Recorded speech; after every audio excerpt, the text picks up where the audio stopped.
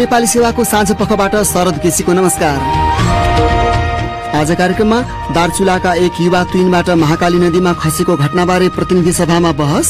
यो घटनाको औपचारिक रूपमा भारत समक्ष विरोध दर्ता गरियोस् र दोषीलाई कारवाही गर्न पहल गरियोस्। नेपाल सरकारले जे तथ्य हो त्यही नै सार्वजनिक गर्नेछ र नेपाल सरकारले पूर्ण रूपमा अडालिनेछ।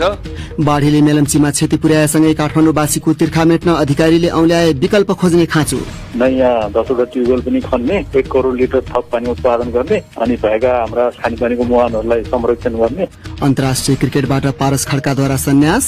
क्रिकेट खेलाडीको पोजिसनबाट अब आगामी दिनमा क्रिकेट व्यवस्थापनमा आउनको लागि बडो ढोका खुलिएको छ। उनीसँग कुराकानी र हेल्मन्ड प्रान्तमा तालिबान विरुद्धको कार्यवाहीमा उत्रिएको अफगान सेनाद्वारा सर्वसाधारणलाई जतिसक्दो चाँडो राजधानी छाड्न आग्रह। तर सबभन्दा पहिले आजका प्रमुख विश्व समाचार। विनिता दाहालबाट समाचार सुन्नुहोस्।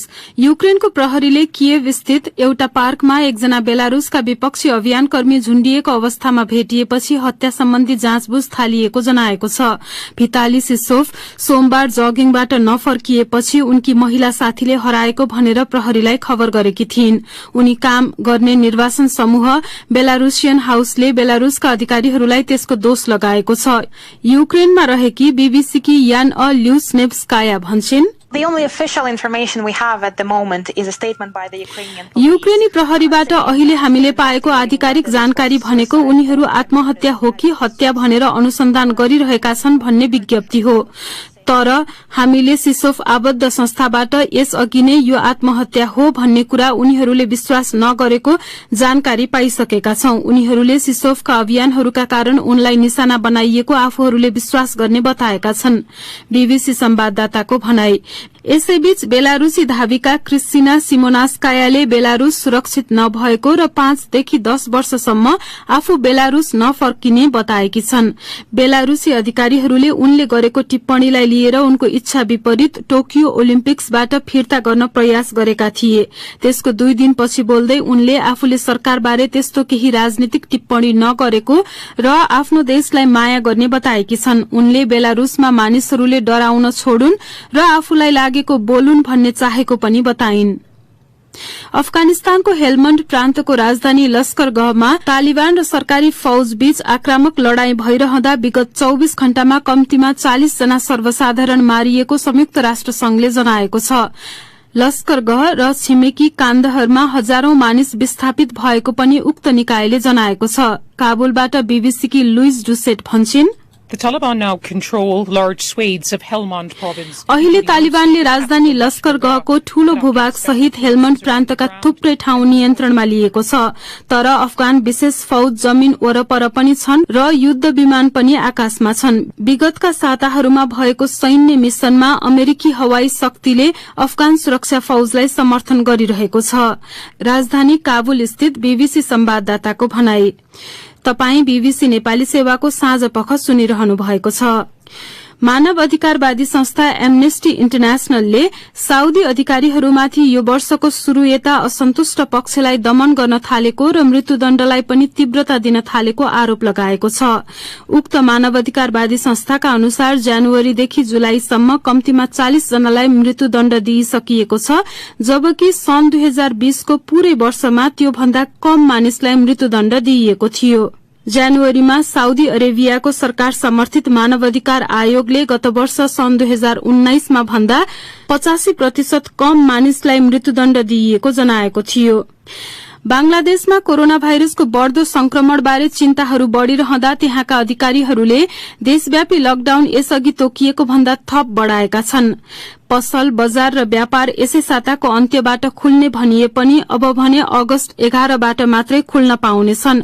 राजधानी ढाकाबाट हालै आएका खबरहरू अनुसार बजारहरू पुनः व्यस्त हुन थालेका छन् र कतिपय पसलहरूले प्रतिबन्धको अवज्ञा गर्न थालिसकेका छन्।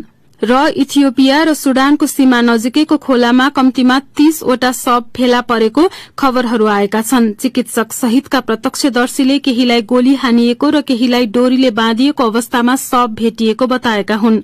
सुडानमा रहेका टिग्रेका शरणार्थीहरूले हालै बीबीसीसँग बोल्दै सरकार समर्थित मिलिशियाहरूबाट हिंसात्मक हमलाहरू भएको आफूले देखेको बताएका थिए। यो बीबीसी नेपाली सेवा हो।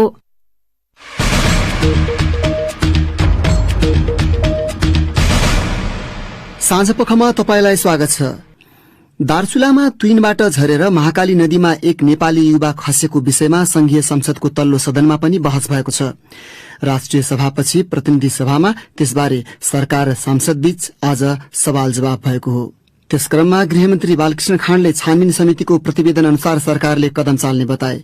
भारतीय सुरक्षाकर्मीले तुइन काटिदिएपछि ती युवा नदीमा खसेको भन्ने समाचार आएसँगै सरकारले छानबिन समिति बनाएको छ। प्रस्तुत छ एक रिपोर्ट। दार्चुला घटनाका सम्बन्धमा हिजो राष्ट्रिय सभामा सवाल जवाब भएको थियो। आज प्रतिनिधि सभामा पनि सांसदहरूले उक्त घटनाबारे सरकारको धारणा माग गरे। दार्चुलाबाट प्रतिनिधित्व गर्ने नेकपा एमालेका सांसद गणेश सिंह ठगुन्नाले विभिन्न मागहरू प्रस्तुत गर्दै भने, यो घटनाको छानबिनको लागि संसदीय छानबिन समिति गठन गरियोस्। यो घटनाको औपचारिक रूपमा भारत समक्ष विरोध दर्ता गरियोस् र दोषीलाई कारवाही गर्न पहल गरियोस्। उनको जस्तै आवाज अन्य सांसदहरूले पनि उठाए। गृहमन्त्री बालकृष्ण खाँडले उनीहरूलाई आश्वस्त पार्ने प्रयास गरे। जिल्ला प्रशासन कार्यालय दार्चुलाले भारतको पिथौरागढ़ स्थित जिल्लाधिकारीलाई उक्त घटनाको सम्बन्धमा ध्यान गराउँदै पत्रचार गरेको छ। निज जयसिंह धामी भन्दा अगाडि उक्त स्थानको तुइन तरी भारततर्फ पुगेका बहादुर सिंह धामी, अमर सिंह धामी, गौरा सिंह धामी र मणिराम सिंह धामीसँग जानकारी लिने काम भइरहेको छ। तुइन तर्न बाँकी अनिता धामी, विक्रम धामी, रङ्कोली र कल्याण धामीलाई बुझ्नको लागि जिल्ला सदरमुकाम बोलाई जानकारी लिने काम भइरहेको छ। तर विपक्षीसँगै सत्तापक्षकै सांसदहरूबाट गृहमन्त्रीलाई प्रतिप्रश्न गरियो। गृहमन्त्रीकै दल नेपाली कांग्रेसका सांसद गगन थापाले करिब 10 वर्ष अघिको एउटा घटनासँग दार्चुला घटनालाई जोडेर सोधे, केरलाको समुद्री तटको नजिक इटालियन मरिनहरूको गोलीबाट 2 जना भारतीय मछुवारहरूको हत्या हुँदै गर्दा भारतीय सरकार 3-4 वर्षसम्म लगातार लड्यो। जयसिंह धामीको सन्दर्भमा सत्य तथ्य बाहिर आइसके पछाडि हाम्रो सरकार भारतसँग त्यसै गरिकन जमेर डटेर लड्छ भन्ने कुराको विश्वास मान्य गृहमन्त्रीले हामीलाई कसरी दिलाउनुहुन्छ? थापा लगायतका सांसदहरूबाट सरकारलाई सोधिएको प्रश्नमा गृहमन्त्रीको जवाफ भने नयाँ थिएन। उनले हिजो राष्ट्रिय सभामा जस्तै छानबिन समितिको ठहर पर्खिदिन आज प्रतिनिधि सभाका सांसदहरूलाई पनि आग्रह गरे र आश्वस्त पार्दै भने, नेपाल सरकारले जे तथ्य हो त्यही नै सार्वजनिक गर्नेछ र त्यो तथ्यका लागि नेपाल सरकारले पूर्ण रूपमा अडान लिनेछ र जुनसुकै कदम चाल्नको लागि पनि नेपाल सरकार तयार छ भन्ने पनि म प्रतिबद्धता व्यक्त गर्न चाहन्छु। घटनाबारे छानबिन गर्न सरकारले गठन गरेको समिति आज दार्चुला पुगेको त्यहाँ स्थित हाम्री संवाददाता मन्जु कल्याणले जानकारी दिएकी छन्। अब अर्को विषय।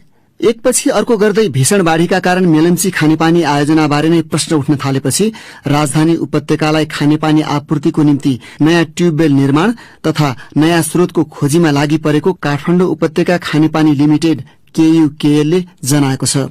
बर्खायाममा जसोतसो आपूर्ति भइरहे तापनि हिउँदमा खानेपानी आपूर्ति व्यवस्थापन गर्न KUKL लाई हम्मे पर्ने देखिएको छ। थप चर्चा गर्दैछन् सञ्जय ढकाल। राजधानी उपत्यकामा खानेपानी आपूर्तिको जिम्मा पाएको निकाय काठमाडौँ उपत्यका खानेपानी लिमिटेड KUKL अहिले बिलखबन्दको अवस्थामा छ। फागुन 10 गतेबाट मेलम्ची नदीको पानीलाई अस्थायी बाँध बनाएर काठमाडौँमा ल्याइएपछि KUKL का अधिकारीहरू सबैभन्दा खुशी देखिन्थे। वर्षौंदेखि पानीको हाहाकार झेलिरहेका उपत्यकावासीको मुहार पनि केही उज्यालो भएको थियो। तर त्यो खुशी 4 महिना पनि टिकेन। KUKL का प्रमुख कार्यकारी अधिकृत मिलन कुमार साक्यले मलिन स्वरमा भने, उहाँहरूले चाहिँ अब प्रयासहरू गर्नु भएछ भनेर जानकारी गराइरहेको छ हैन। अब पानी नआएसम्म त हामीले के भन्न सकिएछ हैन। अब हामी त अब असार 1 गतेदेखि नै हामीले शेड्युल प्रकाशन गरेर एभाइलेबल पानीलाई बाढमा मिलाएको छौं। असार 1 गते बिहान प्राविधिक निरीक्षणका लागि मेलम्चीको सुरुङ बन्द गरी सुन्दरी जलबाट पानी खाली गर्न थालिएको थियो। उक्त कार्य करिब 2 महिनामा सम्पन्न गरेर त्यसपछि स्थायी रूपमा काठमाडौँवासीको तिर्खा मेट्ने बताइएको थियो। तर त्यही राति सिन्धुपाल्चोकमा आएको बाढीले अम्बाथान स्थित हेडवर्क्स भनिने सुरुङमा व्यवस्थित पानी पसाउन बनाइएको संरचना वरपर व्यापक क्षति पुर्यायो। अनि फेरि साउन 16 गते पुनः लेदो गेग्रान सहितको भेल आएपछि अब 2 दशक समय अनि 35 अर्ब रुपियाँ खर्चिएर निर्मित उक्त आयोजनाको भविष्य नै संकटमा परेको विज्ञहरू बताउँछन्। तत्कालका निम्ति KUKL ले विभिन्न वैकल्पिक व्यवस्थाहरूमा ध्यान दिइरहेको साक्यले बताए। नयाँ 10वटा ट्युबवेल पनि खन्ने, 1 करोड लिटर थप पानी उत्पादन गर्ने अनि भएका हाम्रा खानेपानीको मुहानहरूलाई संरक्षण गर्ने र अब मेलम्चीको पनि सञ्चालनमा ल्याउने प्रयास पनि गर्नु पर्यो। विकल्पको रूपमा त्रिशुली नदीको पानी ल्याउन सकिन्छ कि, कुलेखानीको ल्याउन सकिन्छ कि, सिस्नरीको ल्याउन सकिन्छ कि, त्यो पनि अध्ययन गर्नु सुरु गर्नु पर्यो भन्ने। ट्युबवेल खन्ने, नयाँ स्रोतको खोजी गर्नका साथै वर्षाको पानी सञ्चय गरेर प्रयोग गर्न सकिने विकल्प पनि काठमाडौँसँग रहेको विज्ञहरूले पहिलेदेखि औल्याउँदै आएका छन्। काठमाडौँमा वर्षभरि पर्ने पानीको 80% जति वर्षाको 4 महिनामा पर्छ। त्यसलाई व्यक्तिगत, समुदायगत वा माथिल्लो तहबाट व्यवस्थित सञ्चय गर्न सकियो भने पानीको मागलाई धेरै भरथेक गर्न सकिने वातावरणविद भूषण तुलाधरले बताए। गर्नु पर्यो के त भन्दाखेरि त्यसलाई संकलन गर्नु पर्यो। संकलन गर्नलाई पनि हरेक घरमा छाना भइहाल्छ, हरेक घरको छानामा डुँड पनि भइहाल्छ र आजकल हरेक घरमा ट्याङ्की पनि छ। भनेपछि त्यो डुँडबाट आएको पानीलाई ट्याङ्कीसम्म पुर्याउने मात्रै हो। त्यसपछि पनि हामीले संकलन गर्ने हो भने जमिन मुनि पानीलाई भण्डारण गर्न सक्छौँ। अब यो भनेको कुनै नौलो कुरो होइन। काठमाडौँमा 6औं वर्षदेखि हाम्रो पोखरी भनेको त्यही सिस्टममा चल्दै आएको। स्थानीय तहहरूले व्यक्तिगत घर परिवारलाई आकाशको पानी सञ्चय गर्न प्रोत्साहन गर्ने नीति तथा प्राविधिक सहयोग उपलब्ध गराउन सकेमा यसले नतिजा दिने उनले बताए। घर परिवारलाई छतमा वा जमिनमा पानी सञ्चय गर्न सिकाउने, समुदाय तहमा परम्परागत पानीको स्रोत संरक्षणमा प्रोत्साहन गर्ने अनि जलाधारहरूको संरक्षण तथा विकास गर्ने विकल्प वातावरणीय रूपमा समेत उचित हुने उनले बताए। काठमाडौँ उपत्यकामा दैनिक खानेपानीको माग 43 करोड लिटर रहेको केयुकेएलका प्रमुख कार्यकारी साक्यले बताएका छन्। त्यसमध्ये उसले बर्खायाममा 15 करोड लिटर आपूर्ति गर्न सकिरहेको छ भने हिउँदमा केवल 8 करोड लिटर मात्र आपूर्ति गर्न सकिरहेको छ। मेलम्ची आयोजनाबाट थप दैनिक 17 करोड लिटर पानी आउने थियो। मेलम्चीकै अर्को चरणमा याङ्ग्री र लार्के खोला समेत मिसाएर दैनिक 51 करोड लिटर पानी आउन सक्ने भनिएको थियो। तर पछिल्लो क्षतिका कारण अब ती आयोजना कहिले बनिसक्लान् वा के होलान् भन्ने बारे यकिन भन्न सकिने स्थिति नरहेको विज्ञहरूले बताएका छन्। अवस्था प्रष्ट हुनलाई समेत कैयन साताहरू लाग्न सक्ने बताइन्छ। सञ्जय ढकाल, बीबीसी काठमाडौँ। नेपालमा पछिल्लो 24 घण्टामा झण्डै 3400 जनामा कोरोना भाइरस संक्रमण पुष्टि भएको र थप 24 जनाको ज्यान गएको स्वास्थ्य तथा जनसंख्या मन्त्रालयले जनाएको छ। सो अवधिमा 16,700 वटा नमूना परीक्षण गरिएको थियो। यससँगै नेपालमा संक्रमित मानिसको कुल संख्या 7 लाख नाघेको छ भने ज्यान गुमाउनेको संख्या 10,000 नजिक पुगेको छ। मन्त्रालयको तथ्याङ्क अनुसार पछिल्ला दिनहरूमा अपवाद बाहेक अझै संक्रमण पुष्टि हुने दर 20% भन्दा घट्न सकेको छैन। अर्थात 100 जना मानिसको परीक्षण गर्दा सरदर 20 जनामा कोभिड देखा पर्ने गरेको छ, जुन दर दक्षिण एसियामै उच्च हो। त्यसबारे थप जानकारी दिँदैछन् गनी अन्सारी। दक्षिण एसियाली मुलुक मध्ये बांग्लादेशमा अहिले संक्रमण दर सबैभन्दा उच्च देखिएको छ। तेस्रो लहरबाट गुज्रिरहेको बांग्लादेशमा पछिल्लो संक्रमण दर 30% रहेको बीबीसी बांग्ला सेवाले बताएको छ। नेपालमा पछिल्ला केही सातामा 19 देखि 23% को बीचमा संक्रमण दर पुष्टि हुने गरेको स्वास्थ्य मन्त्रालयको तथ्याङ्कले देखाउँछ। कोभिड महामारीको चौथो लहर झेलिरहेको पाकिस्तानमा अहिले देशव्यापी औसतमा 8% संक्रमण रहेको पाइएको छ। केही साता अघिसम्म संसारमै ठूलो संख्यामा दैनिक संक्रमित र मृतकको संख्या पुष्टि हुने गरेको भारतमा चाहिँ त्यो क्रम ओह्रालो लाग्ने दिशामा देखिएको छ। पछिल्लो समय त्यहाँ 5% भन्दा कम संक्रमण दर पुष्टि हुने गरेको छ। नेपालमा संक्रमण नियन्त्रण तथा रोकथाम र खोप कार्यक्रमको गतिलाई लिएर विज्ञले असन्तोष व्यक्त गर्दै आएका छन्। एपिडेमियोलोजी तथा रोग नियन्त्रण महाशाखाका पूर्व निर्देशक डाक्टर वासुदेव पाण्डेले संक्रमण दर अझै पनि 20% देखिनु भनेको दक्षिण एसियामा नेपालको अवस्था गम्भीर नै छ भन्ने हो भनेका छन्। संक्रामक रोग विशेषज्ञ डाक्टर अनुप सुवेदी चाहिँ सरकारले अझै पनि पर्याप्त परीक्षण गर्न नसकेको बताउँछन्। अझै पनि 20% भन्दा बढी संक्रमण देखिनु भनेको परीक्षण गर्नै पर्ने मानिसमध्ये एकदम कमले परीक्षण गराउन पाएका छन् भन्ने उनको ठम्याइ छ। अब के गर्नुपर्छ त? जनस्वास्थ्य सम्बन्धी मापदण्ड पालना गराउनुका साथसाथै परीक्षण तथा खोप कार्यक्रमलाई व्यापक पार्नुपर्ने विज्ञहरूको सुझाव छ। डाक्टर सुवेदी सुझाउँछन् कि त खोप दिने कामलाई व्यापक बनाउनु पर्यो कि त उच्च जोखिममा पर्ने समूहलाई पर्याप्त मात्रामा खोप दिन सक्नु पर्यो। आउँदा दिनमा संक्रमण अझ बढ्न सक्ने सम्भावनालाई ध्यानमा राख्दै पूर्व तयारी अगाडि बढाउनु पर्नेमा डाक्टर पाण्डेको जोड छ। उनी भन्छन् अब चाडबाडको समय पनि आउन लागेको छ, त्यो भएर सरकारी तवरबाटै निजी अस्पताल समेतलाई तयारी अवस्थामा राख्नुपर्छ। नेपालमा संक्रमण घटेर नभई अर्थतन्त्रलाई चलायमान बनाउनका लागि प्रतिबन्धात्मक कदमहरू हटाइएको कुरा सरकारले बुझाउन सक्नुपर्ने र मानिसले बुझ्न सक्नुपर्ने डाक्टर पाण्डेको तर्क छ। उनी थिए गनी अन्सारी। विवेकशील साझा पार्टीका अध्यक्ष रविन्द्र मिश्रले अघि सारेको प्रस्तावको प्रतिवाद गर्दै उनकै पार्टीबाट वैकल्पिक राजनीतिको मूल बाटो शीर्षक दिएर अर्को प्रस्ताव सार्वजनिक भएको छ। संयोजक मिलन पाण्डे सहित 4 जना नेताले तयार पारेको प्रस्तावमा मिश्रको प्रस्तावका कारण पार्टीमा वैचारिक टकरावको अवस्था सिर्जना भएको उल्लेख छ। उनीहरूले मिश्रको प्रस्तावले पार्टी स्थापनाको औचित्य र कार्यभारलाई समेत कमजोर बनाउने भन्दै भनेका छन् अध्यक्षबाट प्रसारित सो आलेखले पार्टी स्थापनाको घोषित नीति, उपलब्ध दस्तावेज, विधान र निर्णयहरूलाई समेत अवमूल्यन गरेको छ। मिश्रले संघीयता खारेजी र धर्मनिरपेक्षताबारे जनमत संग्रहको पक्षमा नितान्त व्यक्तिगत भन्दै दस्तावेज सार्वजनिक गरेका थिए। तर संयोजक पाण्डे सहितका नेताहरूको आजको दस्तावेज भन्छ अध्यक्षले ल्याएको मार्ग फेर्ने प्रस्ताव उल्टो प्रस्ताव हो, त्यसलाई सुल्टाउनुको विकल्प छैन। उक्त दलभित्र अन्तरसंघर्ष सर्किने संकेत दिएको एउटा मुख्य विषय हो संघीयता, जसको अभ्यास गरिरहेका प्रदेश सरकारहरूमध्ये लुम्बिनी प्रदेशमा फेरि राजनीतिक किचलो चर्किएको छ। त्यहाँ मुख्यमन्त्री विरूद्ध विपक्षीहरूले अविश्वास प्रस्ताव दर्ता गर्दै विशेष अधिवेशनको माग गरेको समाचारहरू प्राप्त भएका छन्। तर अल्पमत बहुमतको आफ्नै दाबीका बीच उक्त प्रदेशका सांसदहरूको कित्ता परिवर्तन गर्ने क्रम जारी नै देखिन्छ। यो छोटो प्रसंगपछि अब पालो श्रोता प्रतिक्रियाको प्रस्तुत गर्दैछन् साथीहरू विनिता दाहाल र स्वेच्छा राउत।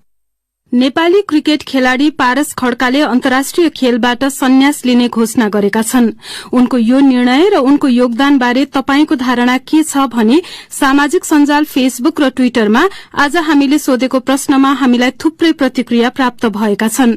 ती मध्ये केहीलाई हामी यहाँ प्रस्तुत गर्दैछौ। झलक केसीले लेखेका छन्, नेपाली क्रिकेट क्षेत्रमा पारस खड्काको योगदान अविस्मरणीय रहनेछ। उनले थप ऊर्जावान खेलाड़ी नेपाली क्रिकेट टोलीमा आउन सहज हुने गरी अन्तर्राष्ट्रिय खेलबाट सन्यासको घोषणा गरेका छन्। जगत राज सफल पारस खड्काको खेल प्रेम र खेल अनुशासनबाट प्रभावित बनेका रहेछन्। उनी लेख्छन्, वास्तवमा खेलभित्र उनले कप्तानको रूपमा लिने हरेक व्यवस्थित निर्णयका कारण नेपाली क्रिकेट यो अवस्थामा छ। त्यति मात्र नभई उनले cricket association of Nepal can प्रतिबन्ध अवस्थामा रहँदा हरेक जटिल परिस्थितिको सामना गरेर नेपाली क्रिकेटलाई जसरी जिम्मेवारीपूर्वक माथि उठाए त्यसलाई जति प्रशंसा गर्दा पनि कम हुन्छ। कृष्ण प्रसाद भूषालले ट्विटरमा लेखेका छन्, पारस जस्तै हजारौं खेलाड़ी जन्मिन सकुन् जसले खेलकुदको माध्यमबाट अन्तर्राष्ट्रिय स्तरमा नेपालको नाम चम्काइरहुन्। कुमार ओलीलाई सन्यास लिने विषय व्यक्तिगत हो भन्ने लागेको रहेछ। उनी लेख्छन्, उनले नेपाली क्रिकेट क्षेत्रमा दिएको योगदान एकदमै महत्वपूर्ण र स्मरण लायक छ।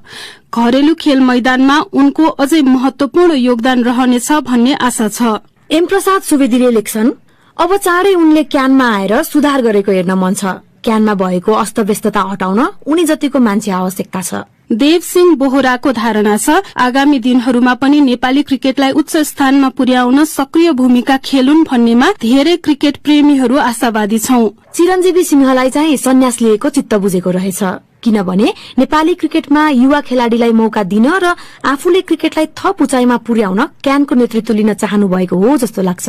राजन बस्यालको अलि फरक धारणा छ। उनी लेख्छन्, कम्तीमा 2-3 वर्ष सन्यास नलिनु पर्ने हो। देशले अनुशासित र यस्तै दरिलो खम्बा कहिले पाउला। मदन राज गैरेलाई चाहिँ सन्यास लिएको चित्त बुझेको रहेनछ। उनी लेख्छन्, उमेर र क्षमता हेर्दा उनले राजीनामा दिएको पटक्कै मन परेको छैन, तर यहाँ खेलेर बाँच्ने स्थिति छैन। कसैले त्यो वातावरण बनाउनै सकेनन्। तपाईले प्रतिक्रिया व्यक्त गरेका राष्ट्रिय क्रिकेट टोलीका पूर्व कप्तान पारस खड्का नेपालका सर्वाधिक सफल खेलाड़ी मध्ये एकमा गनिन्छन्। झण्डै 2 दशक मैदानमा डटेर नेपाललाई एक दिवसीय मान्यता दिलाउन उनको भूमिका पनि महत्वपूर्ण मानिन्छ। तर अपरझट लाग्ने खालको सन्यासको निर्णय उनले किन लिए? मैले जसरी खेल मैदानभित्र भनौँ न अब लडे यत्रो वर्षसम्म होइन, अब धेरै समयदेखि सोचि नै रहेको थिएँ। अब म यही चाहन्छु कि आगामी दिनमा क्रिकेटमा कुनै न कुनै रूपमा आएर क्रिकेटको व्यवस्थापनलाई भ्याल्यू एड गर्नको लागि जहिले पनि एउटा गोल लिएर म अगाडि बढाएको छु। सो होपफुली अब इन्टरनेसनल क्रिकेट छोडिसकेपछि अब सिस्टम बनाउनतिर लाग्न कोसिस गर्नेछु। तपाईको प्रयास चाहिँ के विषयमा हुनेछ? व्यक्तिगत रूपमा अब खासै मैले त्यस्तो धेरै सोचिसकेको छैन होइन। होपफुली अब नेक्स्ट 2 years पछि क्यानको चुनाव छ। अब क्यानको विधान अनुसार पनि इन्टरनेसनल खेलाडीले त 2 वर्ष छोडेपछि मात्र क्रिकेट संघमा आउने त्यो बाटो खुल्नेछ। प्लस चुनाव भने जस्तो प्रक्रिया हो जहाँ भोट ल्याउनु पर्छ। अब अहिलेको लागि त मैले टाइम अफ लिन्छु होला होइन। त्यो बाहेक त्यो बिचमा अब आफ्नो व्यक्तिगत क्रिकेटिङ एक्टिभिटिजहरू जुन छ त्यसलाई कसरी अगाडि बढाउने, मेबी फ्युचरमा एकाडेमिजहरू इस्टाब्लिस गर्ने अनि त्यही सिस्टममा अब सबैलाई कसरी ठाउँ ल्याउन सक्ने भनेर त्यसरी नै सोचिरहेको छु। केही समय अगाडि अलिकति तपाईको आलोचना पनि गर्ने प्रयास भयो होइन, कन्फ्लिक्ट अफ इन्ट्रेस्टको विषयमा पनि प्रश्नहरू भए। ती कारणले पनि तपाईलाई सन्यास लिनको लागि अलिकति दबाव पर्या हो?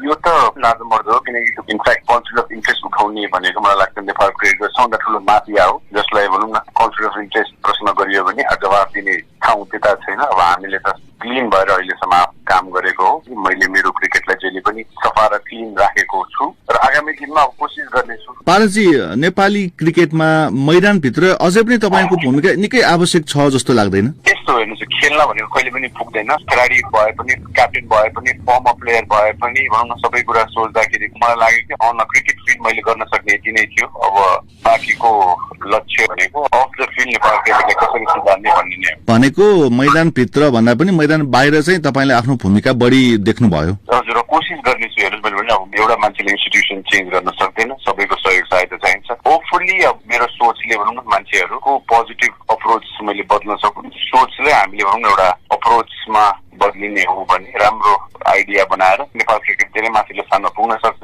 तपाईँ बिनाको राष्ट्रिय टोली त कमजोर होला नि त फेरि? अब कमजोर बलियो भन्दा पनि I think it's a young team. अब मलाई लाग्छ टिमसँग इनफ टाइम छ, लगभग 2 वर्ष जस्तो बाँकी नै छ। ओडिआई साइकलको प्लेयर्सहरूमाथि मलाई सधैँ विश्वास छ कि उहाँहरूले राम्रो क्रिकेट खेल्नु हुनेछ। तर नेपाल क्रिकेट आज जहाँ छ त्यो टिम स्पिरिटले, त्यो टिम युनिटीले, व्यक्तिगत स्वार्थभन्दा टिमको राम्रो सोचेर नै हामी यहाँसम्म आइपुगेको र आगामी दिनमा म भन्दा पनि टिमले राम्रो गरोस् भन्ने मेरो शुभकामना हो सधैँ। अन्तिममा पारसजी, अब समर्थकहरूलाई त निकै निराश बनाउनु भयो नि तपाईँले? होइन, अब यो मेरो एउटा क्रिकेट खेलाडीको पोजिसनबाट अब आगामी दिनमा क्रिकेट व्यवस्थापनमा आउनको लागि भनौँ ढोका खुलिएको छ। होपफुली अब जुन माया र विश्वास सम्पूर्ण क्रिकेट समर्थकहरूले म प्रति देखाउनु भएको छ एज अ खेलाडी, आगामी दिनमा मैले नेपाल क्रिकेटलाई जुन तरिकाले एउटा राम्रो होस् भन्ने सोचेर अगाडि बढ्न कोसिस गर्नेछु र त्यो भूमिकामा आयो भने समर्थकहरूले सपोर्ट गर्नुहुनेछ र सबैजनाले यत्रो वर्षसम्म मलाई माया गरिदिनु भएको, मलाई सम्मान गरिदिनु भएको, मेरो लागि प्रार्थना गरिदिनु भएकोमा हृदयदेखि नै धन्यवाद भन्न चाहन्छु। उनी थिए नेपाली क्रिकेट टोलीका पूर्व कप्तान पारस खड्का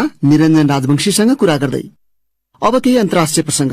तालिबानको घेरामा परेको अफगानिस्तानको हेलमण्ड प्रान्तको राजधानीका बासिन्दालाई जतिसक्दो चाँडो अन्त्य जान भनिएको छ। अफगान सेनाका एक जेनरलले सरकारी फौजसँगको लडाई तालिबान लडाकु समूहले जितेमा त्यसले विश्व शान्तिमा उनकै शब्दमा भयावह परिणाम निम्त्याउने चेतावनी दिएका छन्।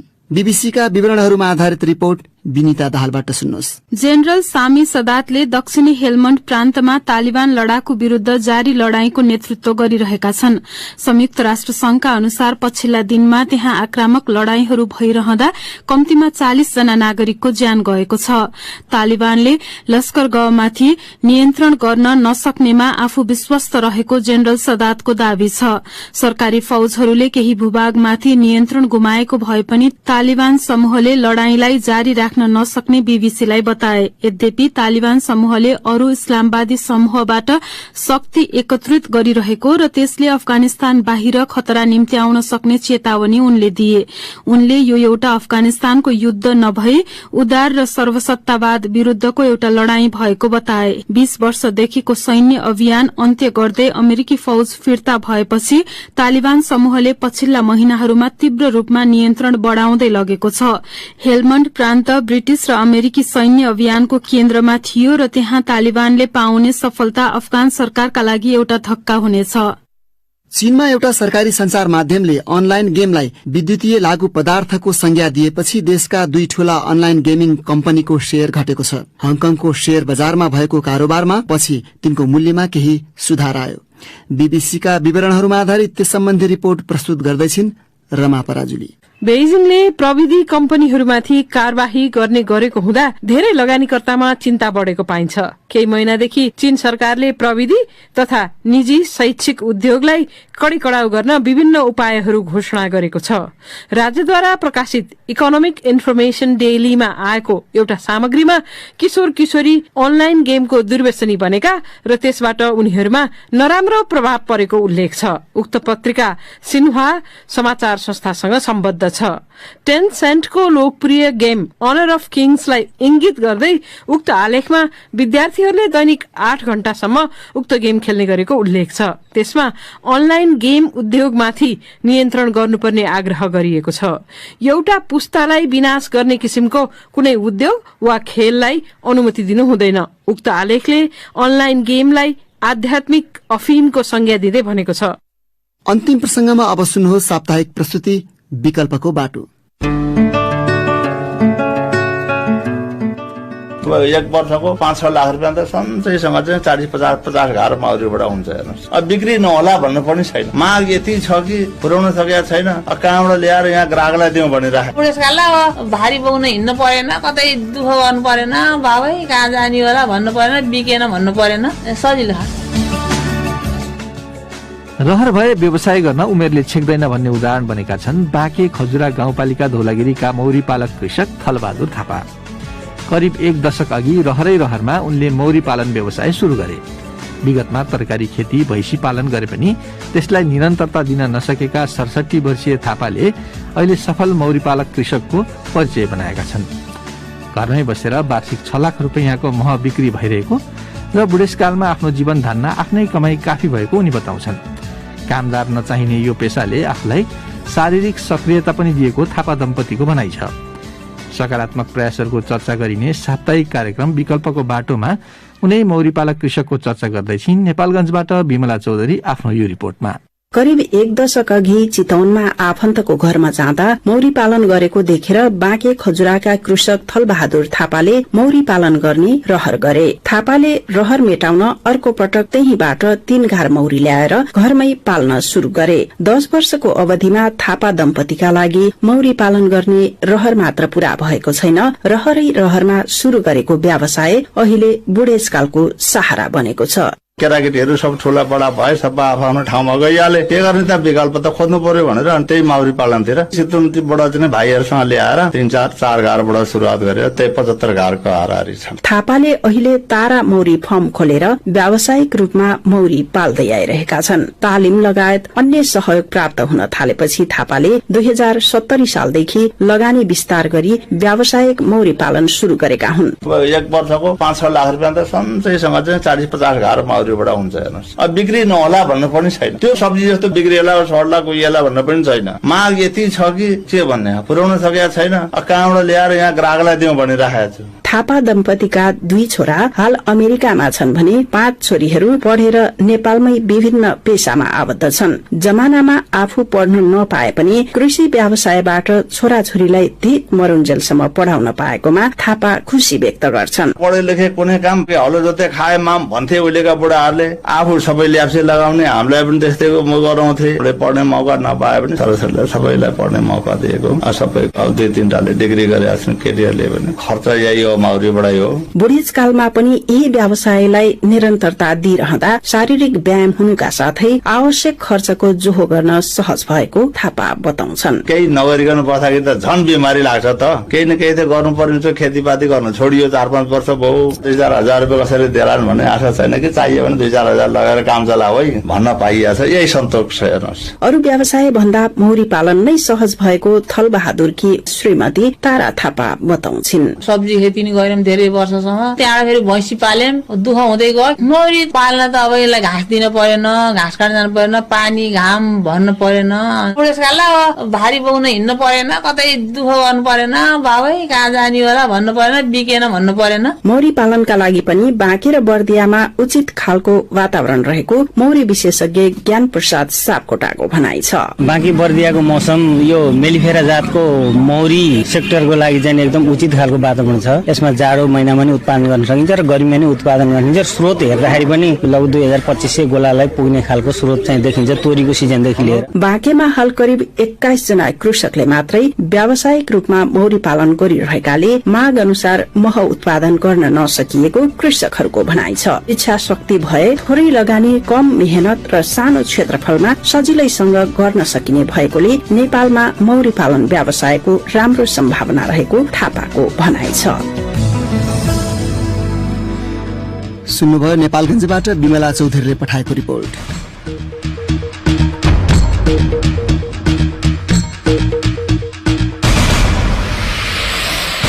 हवस् त यसका साथै बीबीसी नेपाली सेवाको साँझ पख यही सकिन्छ। अब हामी भोलि बिहान 7:15 बजे बिहानी पख लिएर आउनेछौँ।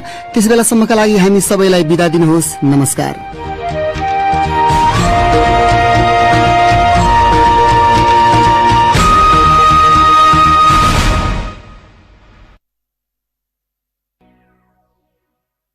देशान्तर रेडियो